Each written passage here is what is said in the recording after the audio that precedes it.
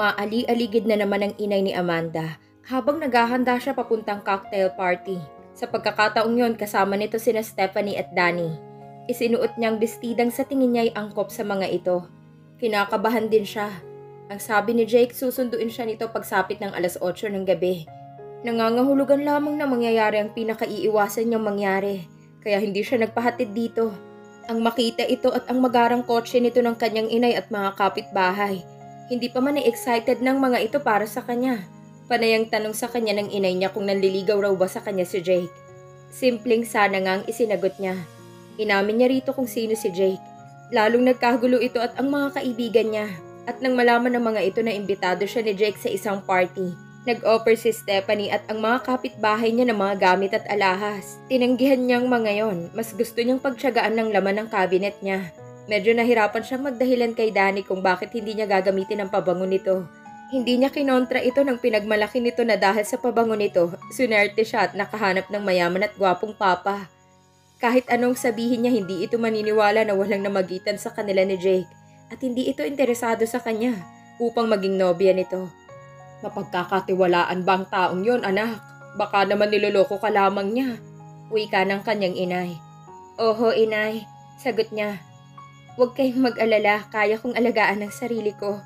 Naalala niya ang halos pagtataboy nito sa kanya kay Mr. Hernandez na pinaniniwalaan pa rin itong isang mabuting tao. Sumapit ang 8:00. Nasa sala na siya at naghihintay. Nasa kusina naman sina Danny at Stephanie kasama ang kanyang inay. Nagchichismisan ang mga ito habang nagkakape. Maya-maya ay narinig niya ang pagdating ng sasakyan ni Jake. Bumaba siya ng hagdan para hindi na ito umakyat sa kanilang bahay at ma-interrogate ng kanyang inay.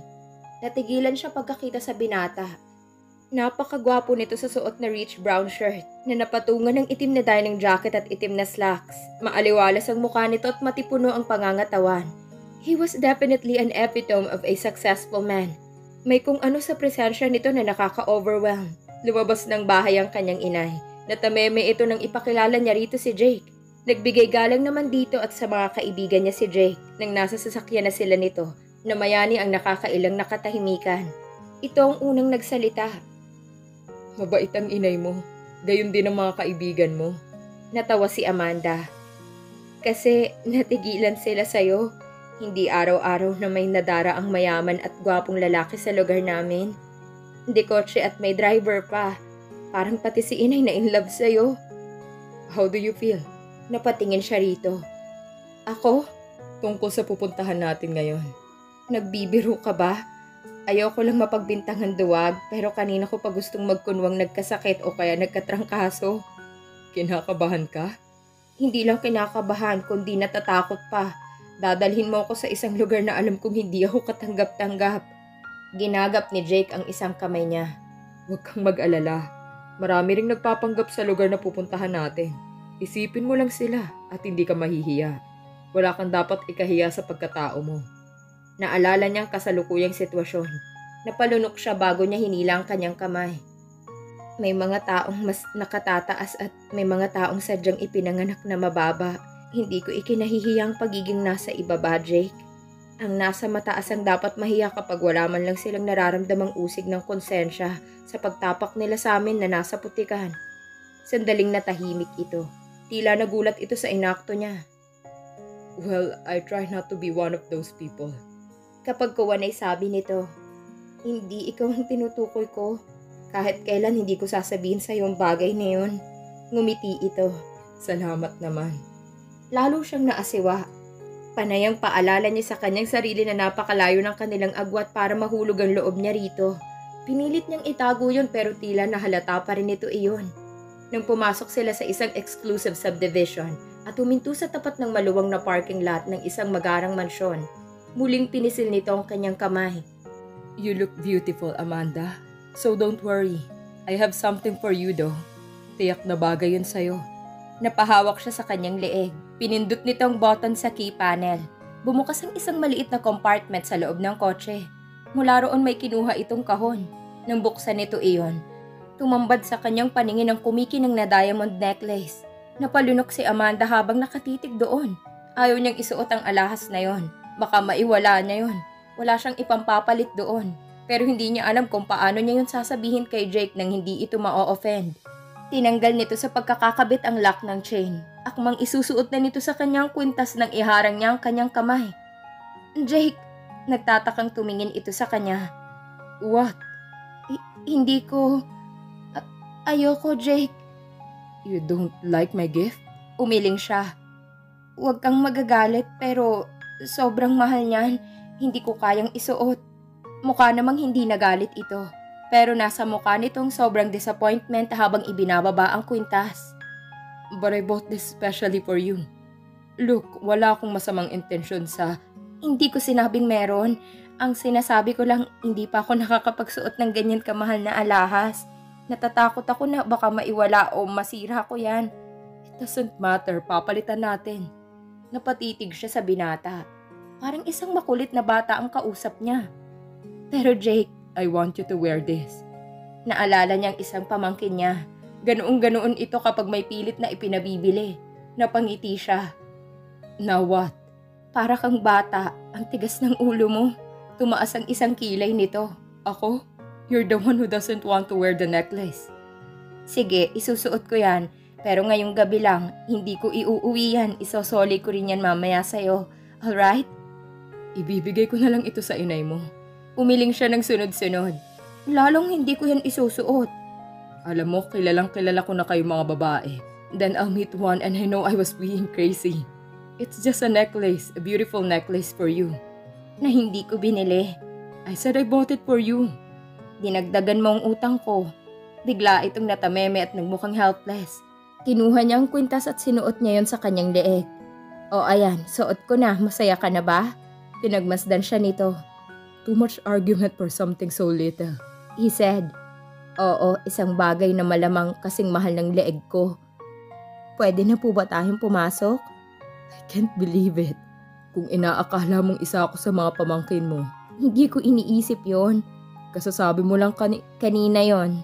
Amanda, pwede ba? Late na tayo, di ba? Tinitigan at nginitian siya nito. Nagmukhang helpless na naman ito. Bumuntong hiningang binata. Woman. Kinatok nito ang bintana. Binuksan iyon ng naghihintay na driver sa labas. Nauna itong bumaba sa kasya inalalayan pababa ng kotse. Muli siyang kinabahan nang tumanaw siya sa front patio ng mansyon. Ngaling-ngaling bumalik siya sa loob ng kotse nang makita niyang mayayamang bisita. Diyos ko, bakit mo naisip na akong isama rito? Sigurado ako na marami kang kilalang babae. Sambit niya, tumawa ito ng mahina. You say the strangest things. Hindi mo ba alam kung gaano ka kaganda? Hindi makapaniwalang napatingin siya rito. Niloloko ba siya nito o tinatangkalang nitong bawasan ng takot niya? You are, he said. Maganda ka, Amanda. People still tend to look at the physical aspect first before anything else. Kasama kita. Hindi sila magtatangkang tanungin kung saan ka nagmula o kung kaninong anak ka. Pagkasabi niyon, iginiya siya nito patungo sa driveway. Marami silang nakasabay na mga bagong dating na bisita. Pagpasok sa loob ng bahay, isang grandiosong chandelier ang nagbibigay ng liwanag sa paligid. May mga mamahaling paintings na magkakasunod na nakasabit sa isang panig ng malapad na dingding. Halatang mamahalin din ang mga muebles. Mukhang galing pa sa ibang bansa ang bawat piraso. Nakakalat sa bawat bahagi ng bahay ang mga bisita. Nag-uusap ang mga ito habang sinasabayan ng jazz music na nagmumula sa mga nakatagong speakers. Ang lahat ay may hawak na kupita. May nakita siyang mga naka-uniforming waiter na naglilibot at nagsaserve ng alak sa mga bisita. Kilala niya ang ibang mga personalidad na naroon. Nakikita niyang mukha ng mga ito sa mamahaling local magazines o sa mga TV commercials. Yung may katandaan, hindi lang sa dyaryo niya nakikita. Kung hindi politiko, miyembro ito ng mga pamilyang nabibilang sa pinakamataas na sosyedad ng bansa. Kahit si Mr. Hernandez ay masasabing hindi kabilang sa mga grupong naroroon. Kahit na imbitado si Jake sa pagtitipong yon, isang patunay yun na napakalayo na nang narating nito mula sa sinasabi nitong pagiging anak sa iba. Malaki ang San Diego Industries. Daan-daan ng mga empleyado ng kumpanyang yon. Kahit sino siguro makikitang hindi basta-basta ang taong nakapagpalago niyon. Isa-isang lumapit kay Jake ang mga nakakakilala rito.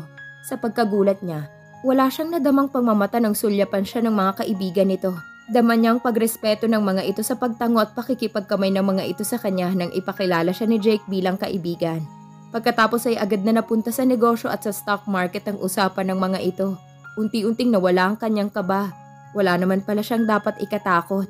Hindi pala lahat ng mayayaman ay katulad ni Mr. Hernandez.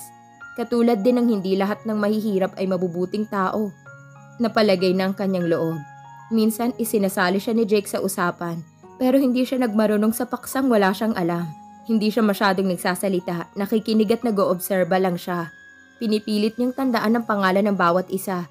Isa yun sa mga natutunan niya sa pagtatrabaho kay Mr. Hernandez bilang isa sa mga sekretarya nito. Madalas kasi nitong nakakalimutan ang pangalan ng mga nakakasalamuha nito, kaya siya ang umakto sa responsibilidad na yon. Halatang piling-pili ni Jake ang mga taong nilalapitan nila. Humahangang nakinig at nag-obserba siya sa lahat ng mga ginagawa nito. Matalino at charming ito. Kaya nitong makipag-usap sa kahit anong klaseng tao. Hindi ito nawawala ng smarteng sagot sa magtanong o biro dito. Pagkatapos makipag-usap ay humiwalay sila sa isang grupo at lumapit sa mahabang mesa ng pagkain. Ikinuha siya nito ng keso para sa iniinom niyang alak. "How are you doing so far?" "Okay lang," ngumiti ito. "It's easy, right?" Tumango siya. "Mababait naman pala ang mga kakilala mo." "Not all of them are in their personal lives. May pilyo, magulang, kuripot at mayabang din sa mga yun. Pero seryoso sila pagdating sa kanilang mga negosyo. Karamihan sa kanila buhay ang kapantay ng mga negosyo nila. It's what they are. Lumang kwento na kapag nalulugi ang negosyong hinawakan ng matagal ng isang negosyante o ng kanyang mga pinuno, either nababaliw o nawawala sila." "Talaga? Ang akala ko sa pelikula lang nangyayari yun." Tumawa ito ng mahina. Kapag kuwan ay natigilan ito, tiningnan niya ang binata. Sinundan niya ng tingin ng direksyong tinitingnan nito. Nakita niyang matangkad na babaeng lumabas ng opisina nito ng unang araw na nagtungo siya roon. Walang duda na galing ito sa mayamang angkan. Maganda at eleganteng kumilos ito. Nakahawak ang isang braso nito sa braso ng lalaking katabi nito. Ito na kaya si Sofia? Tanong ng isip niya. Nang muli niyang tingnan si Jake, halata ang pagkadisgusto sa mukha nito. Pero mukhang hindi naman ito nagsiselos. Mukhang galit na galit lang ito. Naging matalim ang tingin nito. Kinabahan siya. Kung sakali hindi niya gugustuhin maging dahilan ng galit na yun. "Jake?" "Stay here, Amanda." Utos nito sa kanya sa mababang tinig. "I'm just going to have a little talk with my sister." Pagkasabi niyon ay iniwan siya nito. Naiwang mag-isa si Amanda. Na-disorient siya. Pakiramdam niya nawalan siya ng damit nang wala na si Jake sa tabi niya. At biglang naging estranghero ang lahat ng mga tao sa paligid. Muli parang na-stranded siya sa isang di nakikilalang lugar. Bumalik ang kanyang kaba. Nang mamalayan niyang nagpapanik na siya, pinilit niyang kalmahin ang kanyang sarili. Matanda na siya. Lahat na yata ng masamang bagay na pwedeng mangyari sa kanya ay nangyari na. Kaya niyang harapin ang sitwasyong yon. Hinanap ng mga mata niya si Jake. Natanaw niya ito na tila nakikipag-argumento sa kapatid nito. Baka sa ekspresyon ng muka at sa galaw ni Vanessa ang pagre-rebelde sa nakatatandang kapatid. Sa kabila ng galit ni Jake ay nanguuyam ang ngiti ng kapatid nito. Biglang tumingin si Vanessa sa direksyon niya. Matalim at punong-puno ng kakaibang tinging ipinukol nito sa kanya. Natigilan at nanlamig siya sa kinatatayuan. Hindi mahirap hulaan kung anong iniisip nito tungkol sa kanya. Napalunok si Amanda. "Hello." Bati sa kanya ng isang tinig. Napapitlag siya. Tiningnan niyang lalaking katabi niya. Bata pa ito. Mukhang nasa late 20s ang edad. Gwapo rin ito. Halatang sinadyang magulo ang ayos ng buhok nito. Pero bumagay yun dito. Hindi formal lang suot nito. Nakamaong jeans at silk white shirt ito. May metal-studded earrings ito at naka-Skechers na sapatos ito. Ngumiti ito. "A pretty little thing like you shouldn't be left here alone. What must Jake be thinking?" "May kausap lang ang kasama ko." Wika niya. "Pwede ba kitang makausap habang wala siya?" Gusto na niyang umalis at magtago. Hindi na lang sana niya nakilala si Jake. Hindi na lang sana siya iniligtas nito. Gusto niyang umiyak pero hindi niya magawa. "Excuse me," sabi niya. Bago pa siya makalayo ay nahawakan nito ang kanyang braso. "Hey, where are you going? Alam mo bang pasikot-sikot dito?" Hinila niya ang kanyang kamay pero humigpit ang pagkakahawak nito. "Bitawan mo ako," umiling ito. "No, I know why Jake left you here. He must have thought you're safer away from his arrogant sister. Pero hindi ka rin ligtas dito. Vultures are coming to get you. So if I were you, I'll stay by my side until he comes back."